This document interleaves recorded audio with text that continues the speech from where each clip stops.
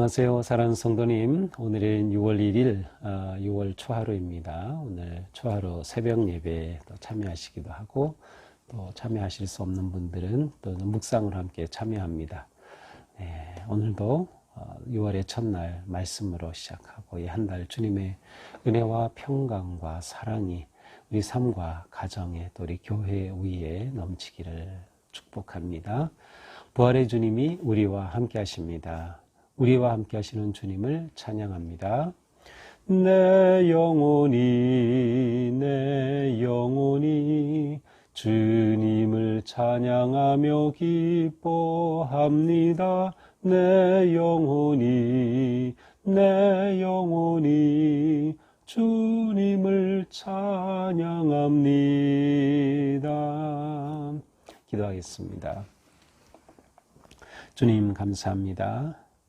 주님의 은혜로 오늘 또 6월 첫날입니다. 하나님께서 우리에게 은혜로 열어주시는 새로운 달을 기대하며 또 주님을 더욱 바라봅니다. 코로나도 많이 잠잠해져서 이제 우리 일상이 회복이 되고 또 우리의 예배도 회복이 되고 점차 일상을 되찾게 하여 주시니 감사합니다. 물론 아직도 계속되고 있는 코로나 상황이지만 또 저희들 주님 은혜 안에서 하루하루가 감사와 기쁨으로 하나님을 영화롭게 하는 삶 될 수 있도록 인도하여 주시옵소서. 6월 한 달이 주님의 선하신 인도하심 따라 순종하며 살아갈 수 있도록 복된 달 되게 하여 주시고 또한 계속해서 말씀으로 저희들을 세워주시고 깨우쳐 주셔서 말씀 위에 든든하게 세워져 갈 수 있도록 인도하여 주시옵소서. 오늘도 주님의 은혜 안에서 새날을 맞이합니다. 주님 크신 은총으로 인도하시고 잡아 주시옵소서. 이 시간 성경을 읽을 때 또 묵상하고 나눌 때 주님께서 우리와 함께하여 주시고 우리의 마음을 지켜주시고 인도하여 주시옵소서. 성령님께서 우리 가운데 오셔서 밝혀 주시옵소서. 우리가 주님의 말씀으로 충만한 하루가 되게 하여 주시옵소서. 또한 오늘 초하루 감사하며 주님께 정성으로 헌금하는 성도님들 주님 기뻐 받아주시고 그 삶 속에 함께하여 주셔서 주님의 크신 은총과 사랑과 복이 넘치는 복된 한 달 되게 하여 주시옵소서. 예수님 이름으로 기도합니다. 아멘. 네, 오늘 말씀은 사무엘상 15장 16절부터 마지막 절까지입니다. 마지막 35절까지인데요. 좀 긴 본문이라서 제가 처음부터 우리 한 절씩 읽어가면서 묵상을 나누도록 하겠습니다. 자, 16절입니다. 사무엘상 15장 16절. 사무엘이 사울에게 이르되 가만히 계시옵소서. 간밤에 여호와께서 내게 이르신 것을 왕에게 말하리이다 하니 그가 이르되 말씀하소서. 자, 우리가 어제 보았지만 이제 사울이 하나님께서 아말렉을 치라고 하셔서 군사를 모집하고 이 아말렉을 치게 됩니다. 자, 그런데 이때 하나님께서 명령하신 것이 계셔요. 그것은 모든 것을 진멸하라고 했습니다. 정말 이 아말렉과의 전투에서는 하나님께서 함께 하셨기 때문에 또 하나님이 계획하시고 하셨기 때문에 승리를 거두게 되죠. 그런데 사울은 하나님의 이 말씀대로 모든 것을 다 진멸하지 않았습니다. 사무엘이 사울을 찾아왔는데 그것은 하나님께서 사울을 왕으로 세운 것을 후회하신다고 하시면서 사울이 지금 하나님께 순종하지 않은 것에 대해 하나님이 다 알고 계신 거예요. 그래서 사무엘이 사울에게 얼른 찾아왔습니다. 그런데 사울은 그것도 모르고 아주 우쭐대면서 즐거워하면서 이것 보십시오. 우리가 아말렉과 싸워 이겨가지고 잡아온 것들입니다. 이 양 소리, 이 소의 소리 막 그러면서 들떠 있습니다. 그러자 사무엘이 말하는 것이죠. 가만히 있으라. 가만히 있으라. 하나님께서 말씀하신 것이 있다. 사울이 말씀하소서 하니까 사무엘이 말하죠. 왕이 스스로 작게 여길 때에는 이스라엘 지파의 머리가 되지 아니하셨나이까. 그렇습니다. 우리가 이미 보았지만 하나님께서 사울을 처음 왕으로 세우실 때 그는 뒤에 숨어 있고 자기는 작은 지파이고 정말 그는 정말 자신이 부족하다고 하는 것을 인정하고 그렇게 낮은 모습을 보여주었어요. 그것이 하나님의 마음에 들었던 것이죠. 그래서 하나님께서는 그를 왕으로 세우셨어요. 그래서 기름을 부어서 이스라엘의 왕을 삼으시지 않았습니까?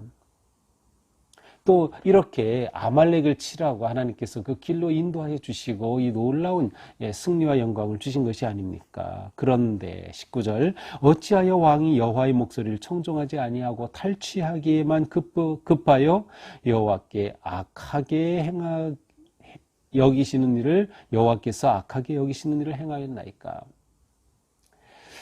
자, 전쟁이 이기긴 하였는데 사울은 이 전쟁을 수행함에 있어서 온전히 하나님께 청종하지 않았다는 겁니다. 오히려 탈취물을 얻기에만 급급했다는 겁니다.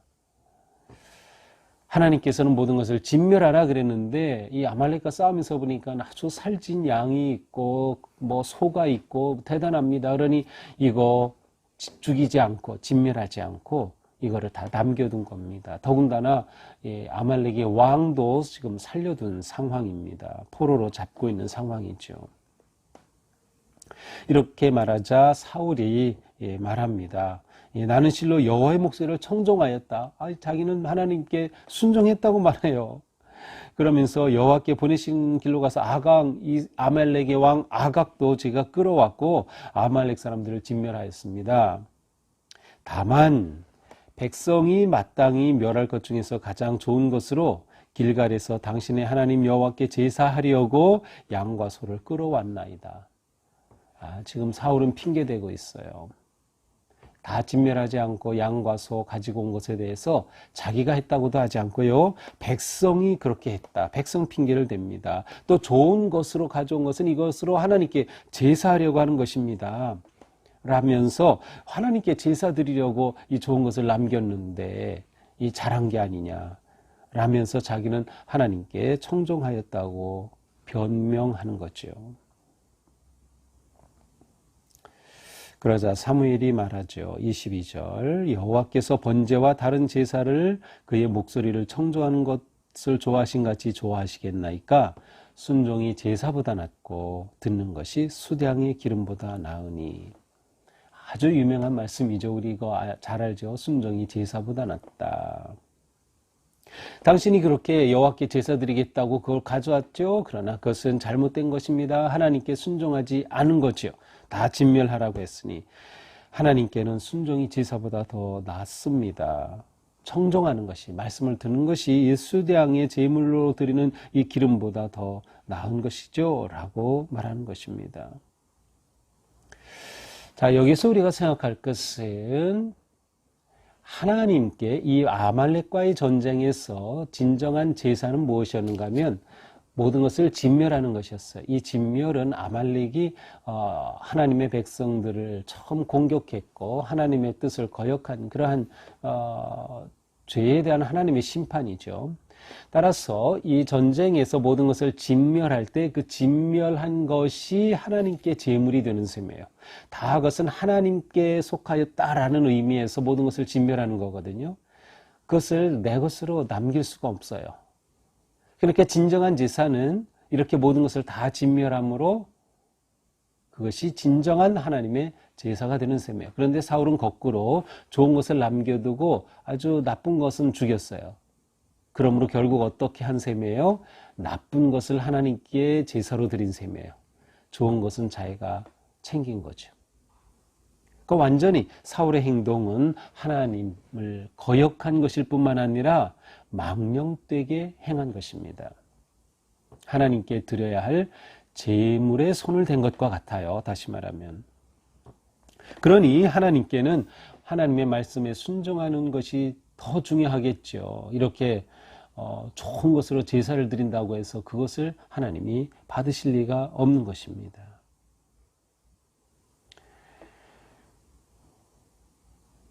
사무엘은 계속 말합니다. 이는 거역하는 것은 점치는 죄와 같고. 자, 사무엘이 거역을 했습니다.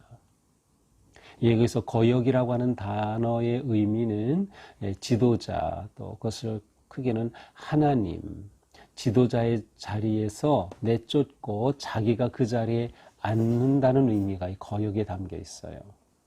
이렇게 거역하는 것은 점치는 죄와 같다. 성경에서 점을 치지 말라고 분명히 말씀을 하셨거든요. 그러니까 이 점치는 죄, 점친다는 것은 하나님을 의지하지 않고 우상과 다른 것들을 의지한다는 것이에요. 뜻을 물을 때 하나님께 묻지 않는 것이죠. 이 요즘 점치는 게 굉장히 엄청나다는 거 알고 계신가요?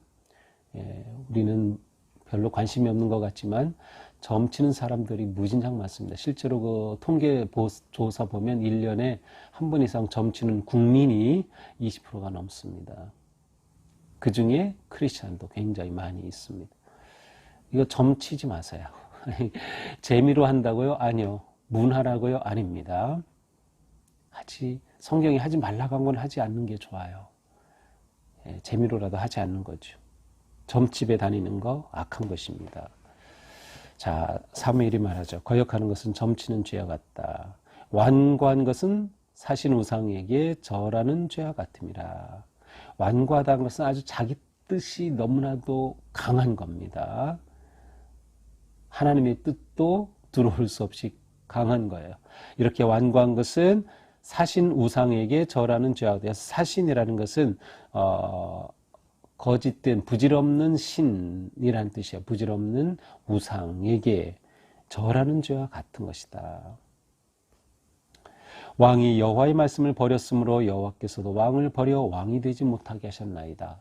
또 다시 말씀합니다. 이제 하나님께서는 당신을 버렸어.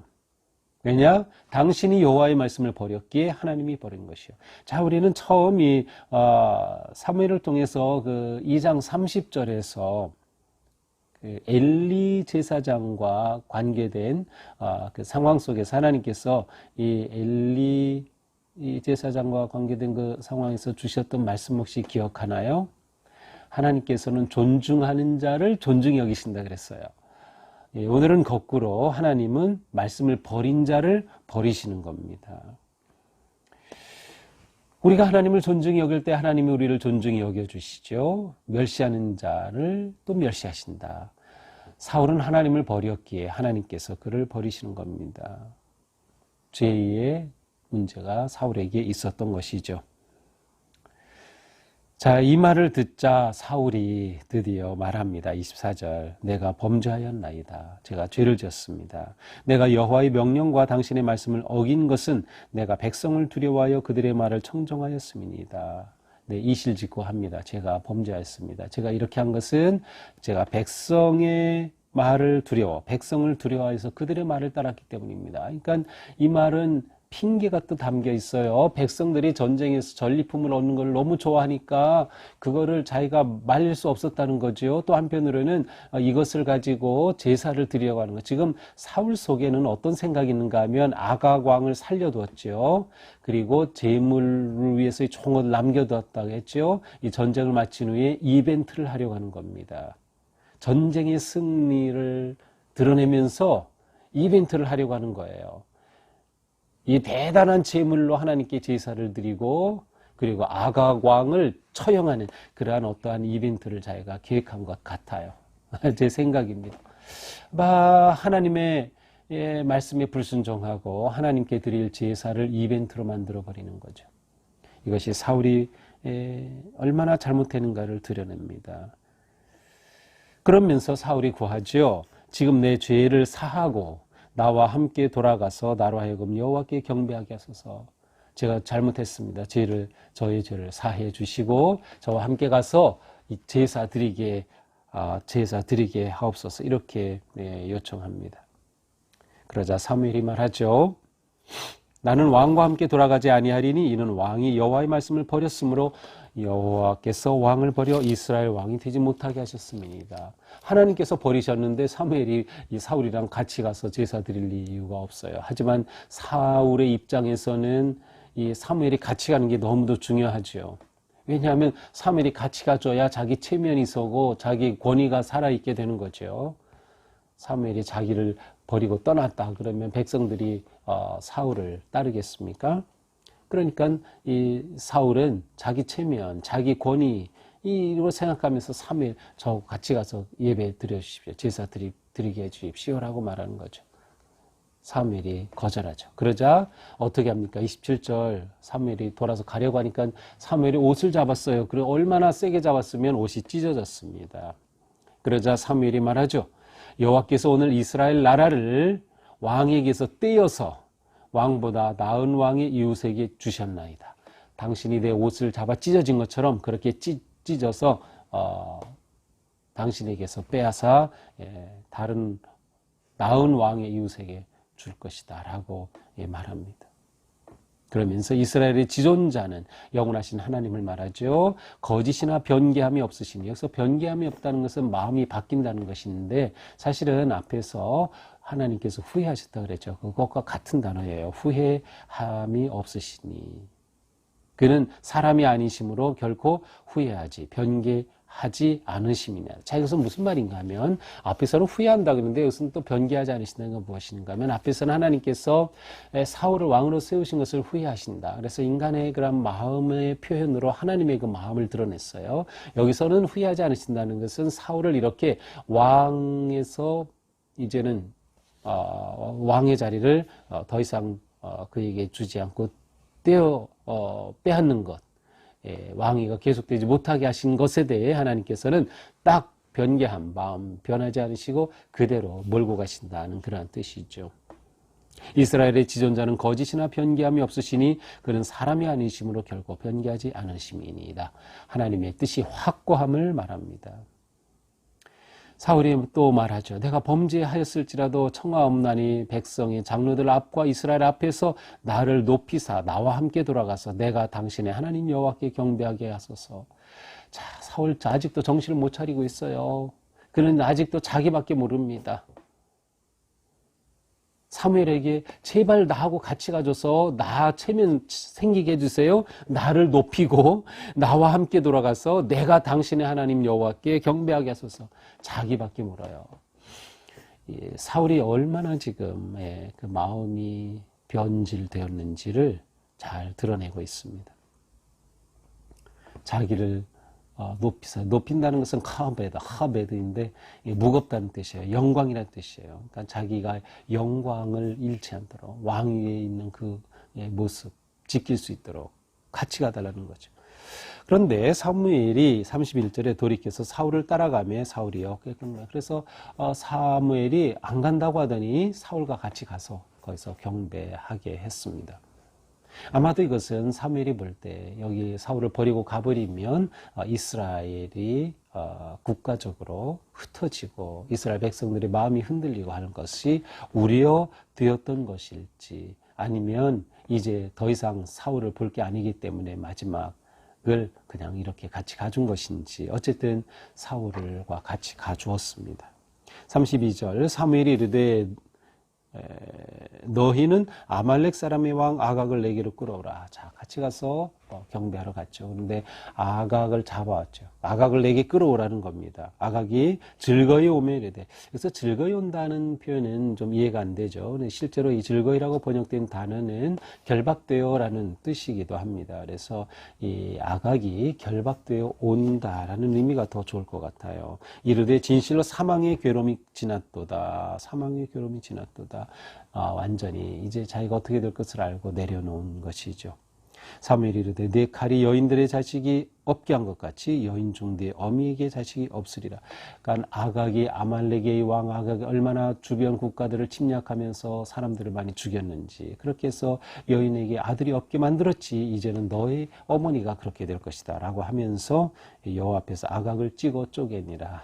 좀 아주 비참한 그러한 표현이죠. 실제로 좀 더 자세히 단어의 뜻을 따라 한다면 도끼로 정말 이 아각을 내리쳐서 죽였다는 뜻입니다. 이후에 사무엘은 라마로 갔고 자기 고향으로 갔죠. 사울도 고향으로 갑니다. 기브아 자기 집으로 돌아갔습니다. 35절 마지막 절 사무엘이 죽는 날까지 사울을 다시 가서 보지 아니하였으니 사울이 이후에 사무엘이 이후에는 사울을 만나지 않았습니다.